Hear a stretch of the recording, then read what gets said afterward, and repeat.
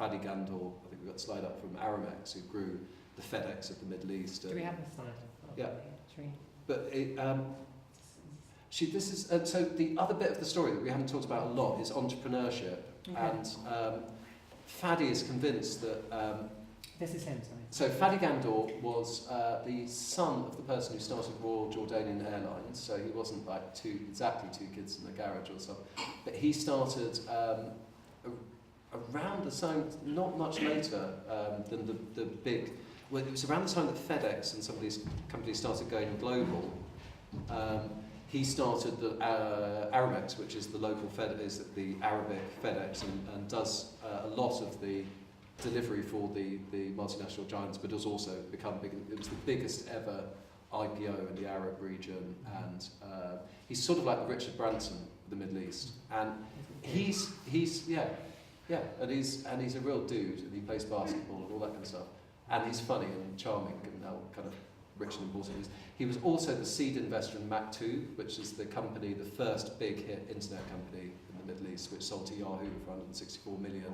And persuaded a whole generation that actually might be quite a good idea to go on this .com craze. But in fact, according to Fadi, a whole generation's mothers who said you should go and look at this .com thing, forget the safe government job, this is the thing you should do with all that education we paid for. And he's convinced that the real meaning of Arab Spring he says it's mostly about economics. We've got 60% of the population are under 30, and very young, pent-up population, and they're not seeing economic opportunity in front of them. And it was much more. I mean, the person literally set light to himself in Tunisia was protesting about, just the economic injustice of the situation, not just the political or democratical freedoms. And he said what we've got to do as business people is create a platform for entrepreneurs. So he's got this thing which he calls corporate entrepreneurship responsibility.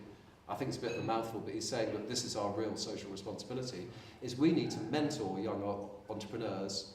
We need to give them jobs, we need to give them office space, we need to be customers, because he said you can't thrive, the Arab region is still quite localised, you can't thrive in one of these cities unless the economy is thriving.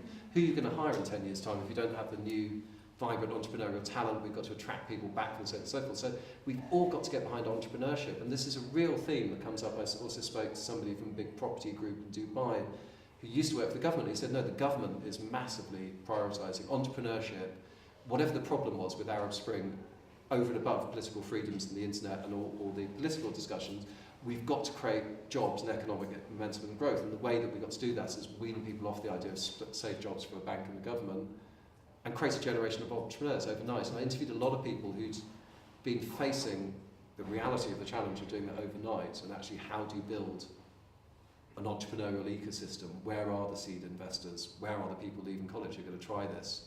Where are the ideas? How do we get foreign direct investment? All this going to like building it with their hands. But